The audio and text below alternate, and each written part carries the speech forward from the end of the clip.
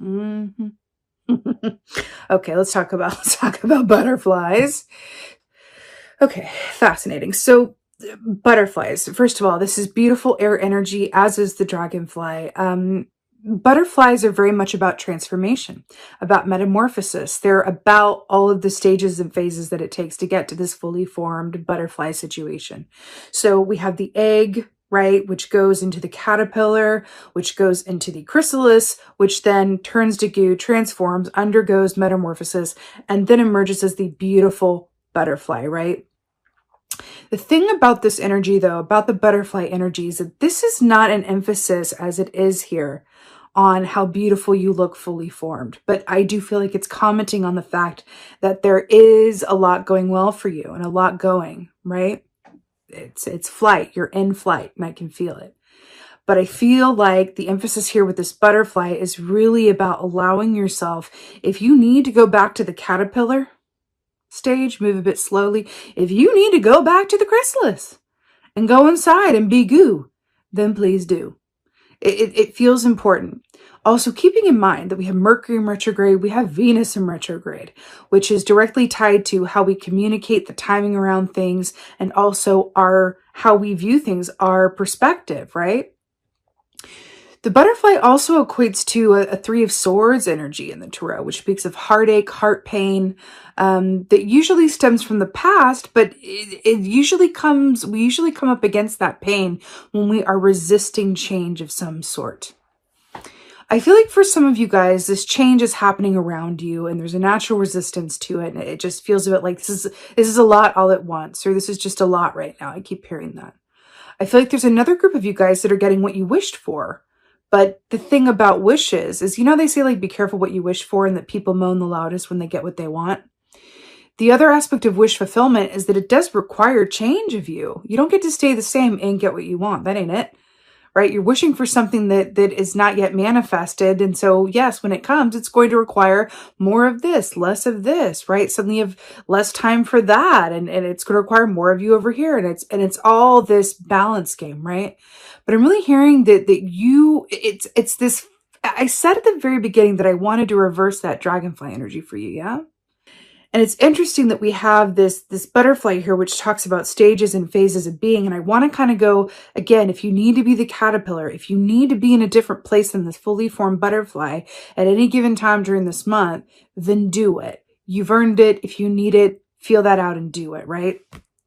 I do feel like part of this energy for you guys for this month is needing some time to collect yourself, on your own to collect yourself. Fae energy is very much about connecting with nature as well. And so I would definitely recommend you do that. Now, we got the Hangman here, okay? Major Arcana coming in here. So the Hanged Man is about taking time out, taking a pause in order to flip your perspective. So we were talking about doing things in the reverse, about going in reverse, backing up to the caterpillar or the chrysalis. And then we have the Hanged Man, which is literally in the reverse. The key isn't in reverse, but the Hanged Man is upside down. Enlightenment, knowledge. We assume the hangman position in order to see ourselves or our situation more clearly. But also, when you think about it, if you were to do a handstand, your heart goes above your head, right? So it's a certain enlightenment that happens from that, and a certain medicinal benefit that comes from that, right? So heart overhead, and then we have the Three of Swords here. We're talking about the reverse. We want to back it up. So I'm hearing heart overhead. Listen to your heart, listen to your feelings more than your head this month, and ask it what it is asked. Well, pay attention to what it's asking of you, right? Do you need to just be a kid again for just a bit and let go of some of these responsibilities or more mundane aspects? I feel like your health, I want to talk about, your health in terms of how your emotional experience does affect your physical body. We would just want to look at tapping into energy and doing things that honor our needs at any given point. Okay? You can slow down, you can back it up, then you can go forward again, you can speed up again, right? Eight of Cups, interesting. Salmon energy, it was salmon here. Salmon energy is very much about allowing yourself to go with the flow, right? And knowing that in doing so, that is the path of least resistance. Fish are all about flow and fertility and abundance that exists of surrendering to the will of spirit or the universe, right? What's interesting here as well, traditionally with the Eight of Cups, is this is moving into, I want to speak about the Seven of Cups, which precedes it. So the Seven of Cups is about, it's analysis paralysis in a way that affects your, decision-making abilities. It's feeling overwhelmed. It's having a lot of options, less choices. And it's just like, whoa, there's a lot going on. It's kind of like a virtual reality game where you're like, whoa, which way do I go? Which door is mine? Which way is in? What's the code? What's the key? What do I press here? When do I move? Right? And I feel like this with the Eight of Cups is directly commenting on you allowing yourself to move into waters that are emotionally fulfilling for you, but also not partaking in emotional relationships or behavior that does not give as much as it gets. So those relationships in your life that don't give you as much as you give them, pulling back the reins on that, maybe spending less time in those relationships or less time in those activities, right? I'm hearing like it's a balancing act for your emotional well-being that will also affect your mental, physical, and spiritual well-being as well. But I feel like that's the name of the game here is your well-being, and really bringing that to the forefront of your focus. Back to the phases, and we're talking about butterflies and the hangman, and we have the full moon there as well. What else? Justice. Let's talk. Justice is very much about things being balanced and equal and fair, right? But there's also an aspect to justice where in the traditional tarot, Lady Justice is holding up that sword and says, in order for these scales to be balanced, she's holding the scales in her hand. In order for these scales to be balanced, we must first pass through the sword of truth, clarity, honesty, vision, right? So it's interesting here with this red crowned crane, right? Because there's an aspect to crane medicine that's very much about good luck, right? Balance, timing. It also equates a bit to temperance in a way. I feel like for you guys, the message with this is do what's right for you. Do what is right for you. It's so interesting because I kept getting in your meditation like, that the Ace of Swords, remember I saw that with the dragonfly, and normally I would say like get outside of the illusion, embrace the clarity and the truth, and really sit with that in stillness, allow for the answers to come. But I want to do the reverse. For you guys, I want to say like, put the sword down, live in the ethereal, live in the play, live in the fun, live in the unknown, live in the questions, live in that place that requires less of your effort in a way that doesn't serve you and only requires that of you which you are able and happy and willing to give. I'm hearing, do not push yourself at this time. It doesn't feel healthy, right, or happy. Okay? Yes. Let's get a clarifier for the hangman here. Page of Swords, but of course. So remember we were talking about assuming the hangman position to flip your perspective and see something differently and get new truths and insights. And then we have the Page of Swords, which is information. But I'm hearing with this, ask the questions. Ask the questions. So with that, what I mean is, let's say that I'm feeling overwhelmed and really tired, but I have a lot of work to do and I have people depending on me and all this stuff. At any given point, I can either choose to just keep being the hamster on the wheel and just going with what's expected of me, all the while not feeling emotionally great. Or I can sit in with the emotions as they arise, use them as my personal compass, right? Which they are meant to be. And I can go, okay, I have all this to do, but I'm feeling real crap right now. Like, what is that about? And what is it? What are my feelings trying to tell me? And then I can go, oh, I've been overdoing it. I've been overworking. This is my emotions. That's why I'm not feeling so great. I'm feeling like I just need to play or rest.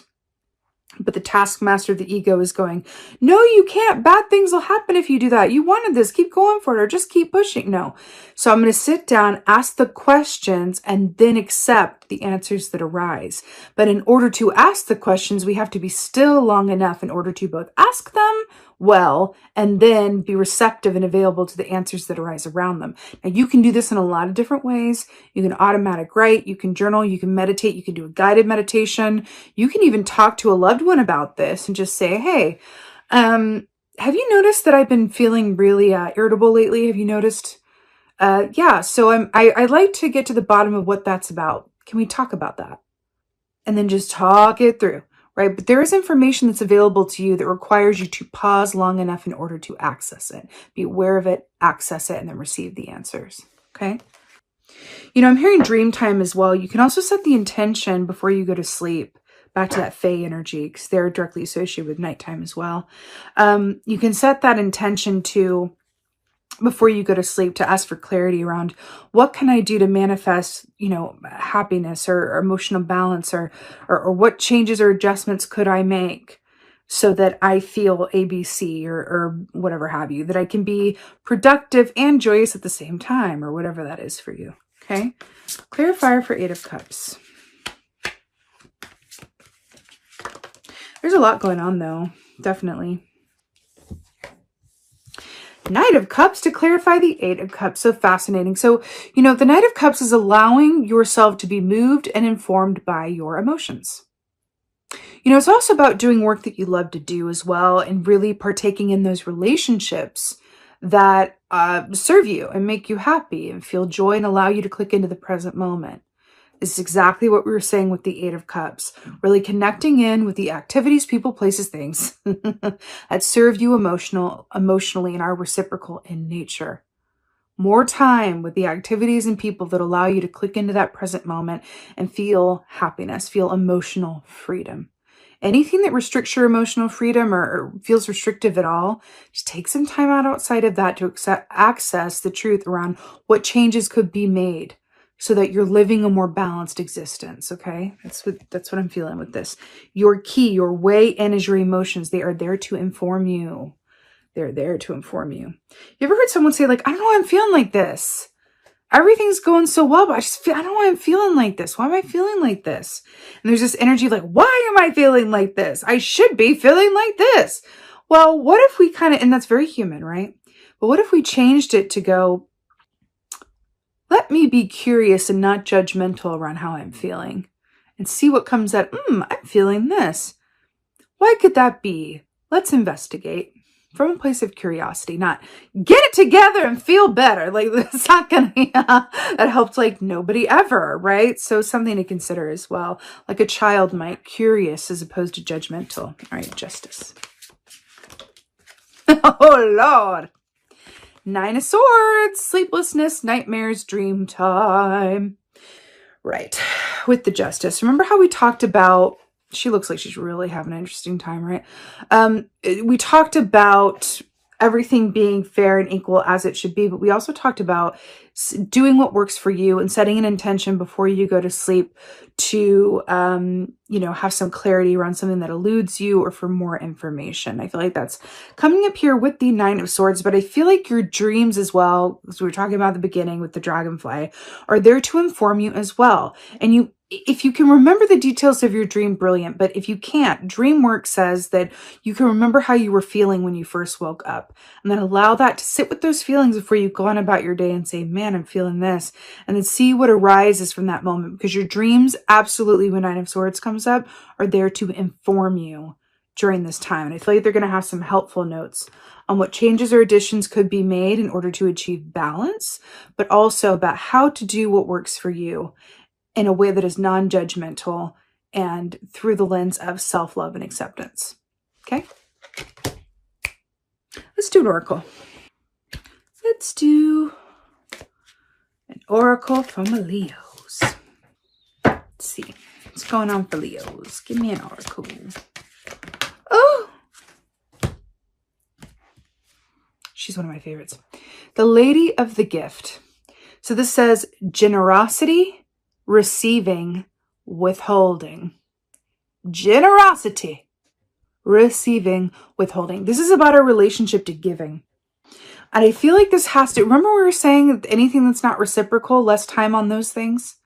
more time on the emotional relationships and the pastimes and the work that actually gives back what you put into it, emotionally speaking or otherwise, is exactly commenting on this. But I feel like, this is also a message for those of you who have well, we all have gifts, but those of you who work with your gifts or have work that involves your gifts, right?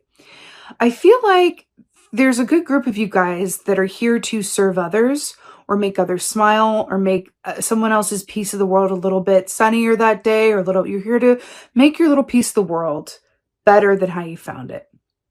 And I feel like in these times of confusion or during this month of miscommunication or, whatever may or may not be going on, I feel like it can help serve as a reminder to click into, why am I doing what I do? To help others, to make the world better, to ABC, XYZ. And if you can click in with the reason that you do what you do, I feel like that is going to be so incredibly helpful. Remind yourself of the gift inherent in you doing what you do. And I feel like that is going to be enormously helpful. It's also going to allow you to embrace the relationships and pastimes that are more reciprocal in nature from a place of self-love and clarity. Okay?